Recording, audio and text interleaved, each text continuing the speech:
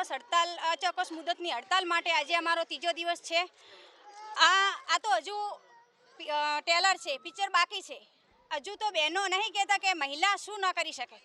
મહિલા ઘર ચલાવી શકે છે, બાળકોનું ઘડતર કરી શકે છે, પાયાથી તૈયાર કરે છે બાળક, એ બાળક ભવિષ્યમાં મોટા અધિકારી પણ બની શકે છે। તો શું આ બહેનોની કામગીરી નથી દેખાતી? અને વળી આ જે નજીવું માનદ વેતન આપવામાં આવે છે 10,000, એમાં શું આ મોંઘવારીમાં બહેનોનું ઘર ચાલી શકે ખરા? અને તેડાગર બહેનોને 5500નું માનદ વેતન આપવામાં આવે છે, સરકારને નથી દેખાતું કે આ તમે ઘરના નોકર રાખો છો તો પણ 5,000માં નથી નોકર રહેતા?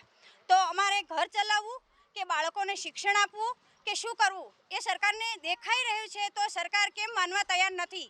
બહેનોનું શોષણ કેમ કરે છે? બહેનોનું જો સરકાર સશક્તિકરણ, મહિલા સશક્તિકરણ ઈચ્છતી હોય તો આજે આ મહિલાનું શોષણ નથી દેખાતું?